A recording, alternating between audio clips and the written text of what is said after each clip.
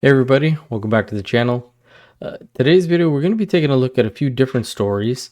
Before we do get started though, I want to say thank you to all the turkey legs in the comments section from the video. If you're unaware of what I'm talking about, you might have to go back and watch the previous video. There's a bit of an inside joke there. As I said, I do want to say thank you for that. It was great to see that. But in regards to today's video, we're going to be taking a look at some committee hearings again. Since there's been this whole paralyzation with the House, nothing really too interesting has been there. But there was two committees that were held today that piggybacked a little bit off of each other, and I want to take a deeper dive on that. Now, the first one deals with CTV, which we know from a few weeks ago, there was a whole issue with them editing the clip of Pierre, and that's basically what they're grilled on today. And I'm going to start the clip towards the end of Michael Barrett's questioning, where he's actually asking the head of CTV, how many other times have they done this sort of thing, and how much are they going to have to go back and double check it? And then, of course, we have the most recent example of the blatant disinformation spread by your network. This disinformation that was perpetrated on Canadians was spread on across your platforms, where instead of the message that Mr. Poilievre had given, which is what we hear from millions of Canadians, and that's the need for a carbon tax election when Canadians can't afford to eat, heat, or house themselves, you altered it to you altered that quote from Mr. Poilievre into one that reflected talking points from Justin Trudeau's Prime Minister's office. So we wouldn't know about that most recent case if you weren't called out by a Conservative staffer. And you said you're sorry, but we know that you're sorry that you're only sorry that you got caught. Isn't that right? I disagree with your characterization. So are you sorry? We have apologized twice for a mistake that occurred. Have you gone back and reviewed all of your coverage of Mr. Poilievre, or will it be incumbent on Conservatives to have to go through and review historically the disinformation that CTV has perpetrated on Canadians, or is that something that CTV is going to proactively do? Because I can assure you, sir, that going forward, we know that we now need to do this not just for ourselves, but for Canadians, because certainly the trust has been broken. I want to give Mr. Grayson a chance to answer that, Mr. Barrett. Go ahead. So thank you. I disagree with the characterization that we are engaged in a campaign of disinformation with respect to Canadians. It's our job to present all sides of public policy issues in a balanced, accurate, and fair way so Canadians can make informed decisions on them. That's what we do consistently on a daily basis. This particular issue that happened on September the 22nd, sir, was a very rare and unique occurrence. Well, I'd be interested to know how I would be interested to know how you verified that it was rare if you didn't go back and review all of the other instances of coverage, like I said. Now, I find it extremely strange that this guy just brushes off the fact that they may have to look at previous broadcasts about specific information or specific people, because, yeah, it's a possibility that maybe it wasn't caught then and slipped through the cracks, and it gave people the wrong impression. But as you could see from this guy, he's just literally reading off some sort of script that he was either given by a legal team. Again, all these guys, when they come to committee, they can't be open and honest. They just have to read off their talking points. But as we move on to the next member with the NDP, Matthew Green, he actually doubles down on this particular question. As a member from the Bloc had also asked, what was the motive behind these two individuals that did this editing? What did they explain the motive? Did you find out what the motive was before you let them go or while you were letting them go? And Matthew Green kind of doubles down on the Conservative and the Bloc question, because he's concerned that, yes, this happened to the Conservatives, but this could actually happen to anybody. So I want to get to the heart of the matter. I know that you are in a very fast-paced environment. Certainly the journalists would be in a fast-paced environment. What was it the case through your, obviously your dismissal process? And I want to mention to you that being at committee covers you from, you have privilege to speak without it being held against you in civil proceedings. So perhaps you could talk about this. Is it the case that these people were just racing, cutting corners perhaps to meet a deadline? Were they under pressure? I'm still concerned with the points that my friend from the block brought up about the motive, because I'll tell you, sir, on the face value of it, even though this impacted the Conservative Party, of which I have no ideological alignment with, it is still very concerning, as it undermines faith, not just in media, but in our democracy. So can you help us understand, in your exit interviews, what was the motive specifically? The motives were different in each case. So in the first case, the clip was altered to take out the reference to the carbon tax, with the explanation given that the story was being reduced in length for time. There was no specific ask of that reporter to alter their story for time. And it was explained to us that that reporter believed that it was understood that the clip's nature was about the carbon tax election. With 15 seconds left, can you summarize the other side of it? Yes. There was a technical error in our original record that prevented the video from being presented as was. The editor took the step to manipulate the audio so that the video could cover it. How long had these two been working? Were they experienced? Was like, because there is a highly experienced. They were both highly experienced. And so I would put to you that I would echo the concern of my Conservative counterpart, that if this was something they felt comfortable doing in this instant, what is to say that they hadn't done it in other instances? As I've said a couple of times, this is the first time I have ever seen anything like this occur in a newsroom in my 33 years experience working with television news. Now, love him or hate him, Matthew Green did ask a good question here, as well as a good follow-up. Most of the time, he's a bit of a pain in the ass, but there are times where he gives good questions. He works well with the other parties, like the Conservatives. And this line of questioning was perfect, but this guy gave some of the lamest excuses I've ever heard. First of all, you just see him twiddling his thumbs the whole time. This guy is so nervous to be talking here today. But then he lays out these lame excuses like, well, I've been in this profession for 33 years and I've never seen this before. Maybe you've just never caught it before. Maybe that could be issue number one. Two, he's claiming they did it for time constraints, as if Pierre's full sentence really took up that much time. They had to chop it up and make it a complete different sentence. And third, he said that there was potentially some audio or video corruption with your equipment. Was there not any other news networks there? I know CPAC broadcasted this interaction with Pierre and the media. Could you not have reached out to them and say, hey, our equipment kind of malfunctioned. Do you mind if we borrow some of your video or audio and we'll credit you guys on the story? Instead of just fabricating something out of nowhere? Couldn't you have done that? Like, none of these things that he said were really solid excuses. And as we move into the next clip, you're going to get a big surprise, as everyone else did, because Andrew Scheer showed up at the committee to ask questions for 5 minutes. Now, he's not part of the committee, but any kind of member can step in and ask questions. They're just not allowed to do any votes if voting were to happen while they're attending that committee, but they're free to ask questions. And you can actually hear I'm pretty sure it's Matthew Green say, oh God, once Andrew Scheer gets announced. But he goes down and grills this guy pretty well. I want to welcome Mr. Scheer to committee. Mr. Scheer, you have 5 minutes. Go ahead, sir. Oh, God. Thank you very much, Mr. Chair. I just have to go back to what you said. You said that the clip was altered. You showed Canadians something that never happened.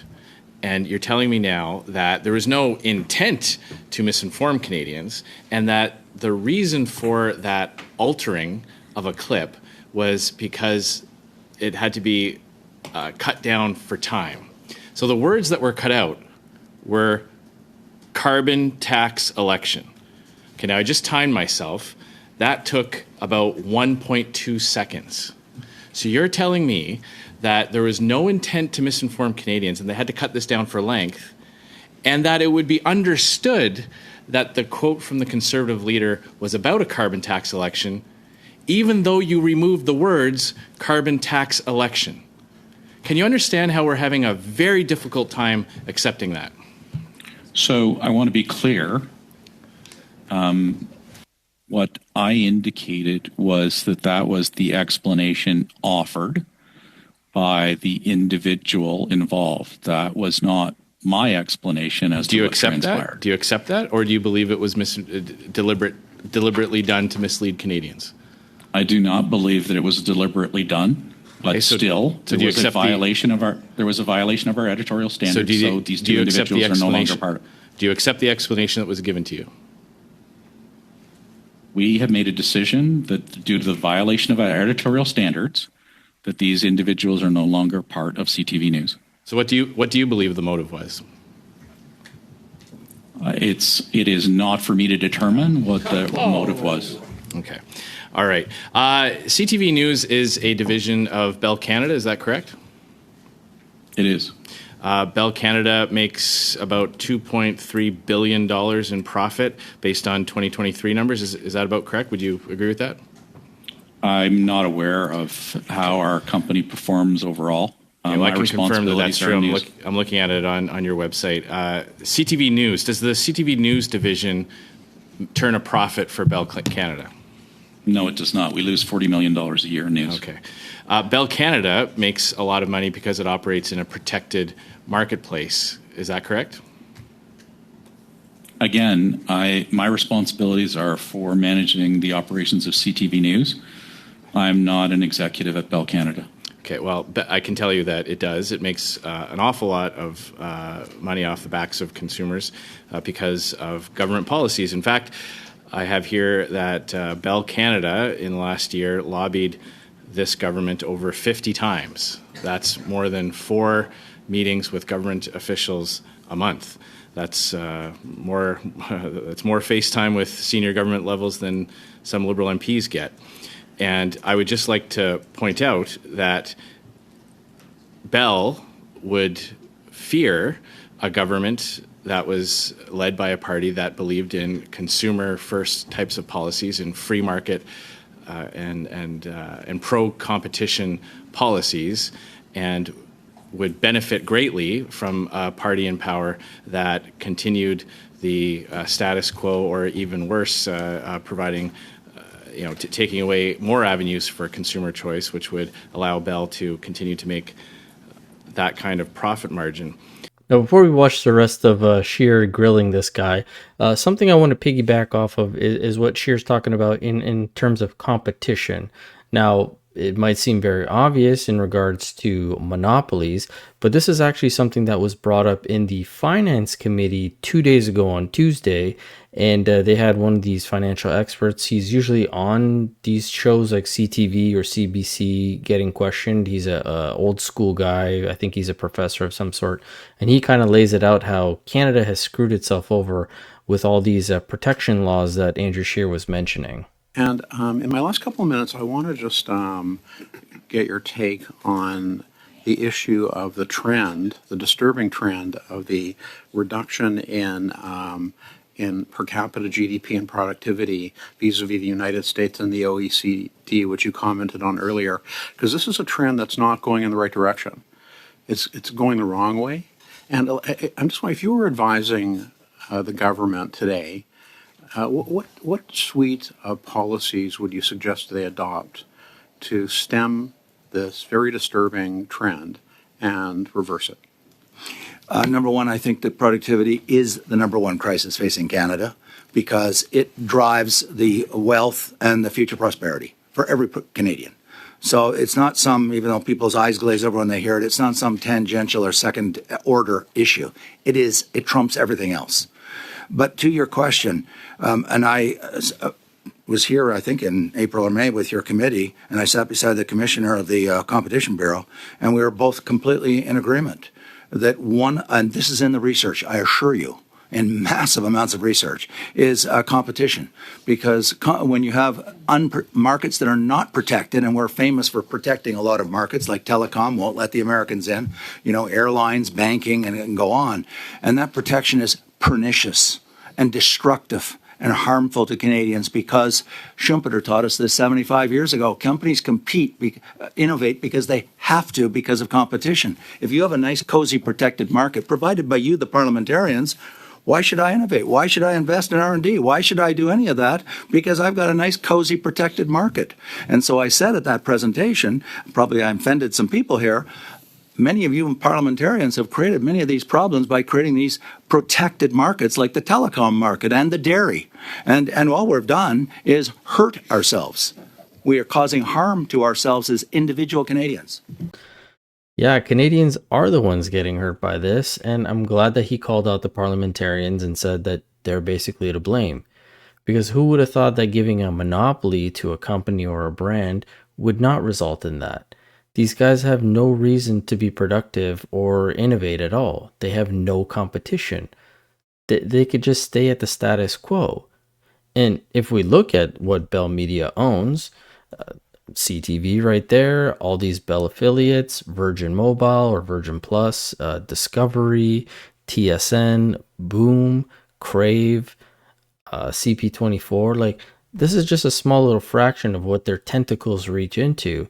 And when we've had discussions in the past with the parliamentarians and our phone bills being so high, as these articles that are being written, it says Big Three own much of the budget competition.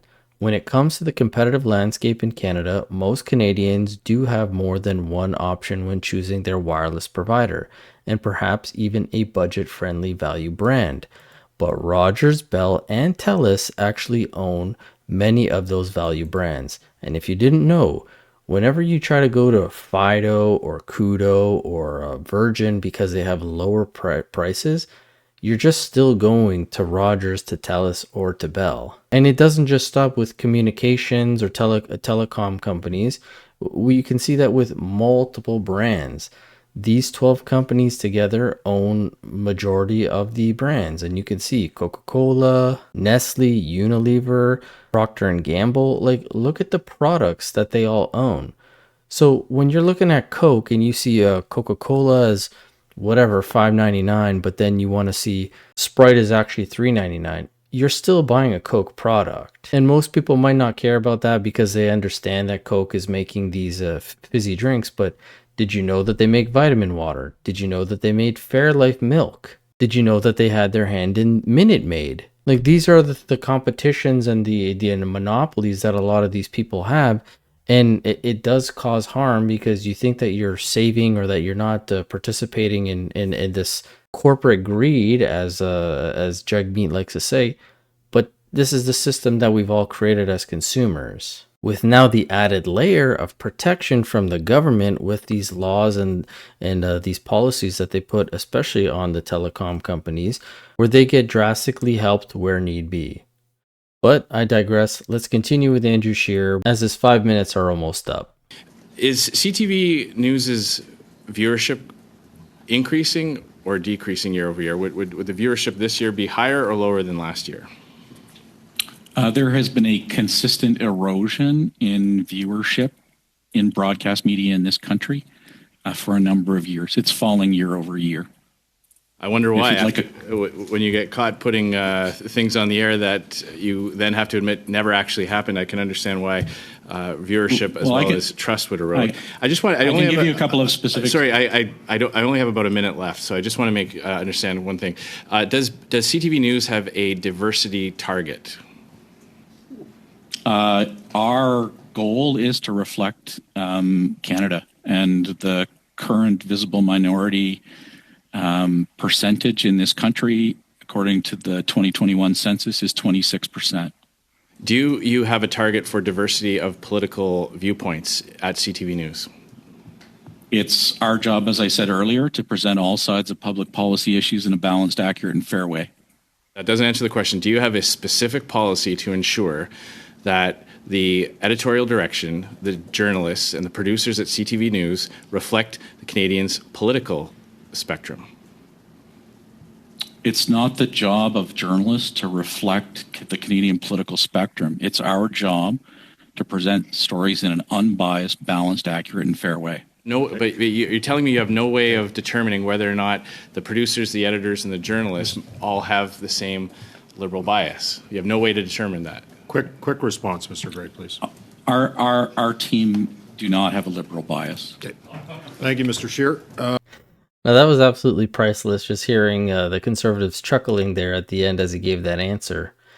But to be honest, I couldn't care less if those people do have a liberal leaning, because, as he mentioned, in journalism, they should be presenting stories in a balanced, fair, and unbiased way. Unless it's an opinion piece, you should be going out there collecting whatever data or stories that you got, do proper journalism, coming back and presenting that to the Canadian people, and having them come to whatever conclusion they need to. Especially if you're a political journalist that's on Parliament Hill and you're asking these parliamentarian questions, you get their answers, you present that, and you have the public see whether they like the answer, they didn't like the answer, and that's all you should be doing. But we're starting to see far too much of their own opinions being implemented in this thing. And that's why you start to say, well, this is left-wing media, this is right-wing media. It's never just here are the facts, you guys come up with whatever you want to come up with. Because people need to have these conversations. People need to talk about what they saw. And maybe they saw it a specific way and they're talking to their neighbor or their friend and they have another view. And then they can come to a common ground or maybe see the other side's point of view. But when you have the media just presenting something in a specific way, then you're getting rid of that factor for them. And people are just regurgitating whatever word you want to use, propaganda, for example, because people aren't critically thinking anymore about these stories. But as always, this is just my opinion. Love to hear from you guys. Let me know what you thought about all this. And as always, I will catch you guys on the next one. Thanks so much.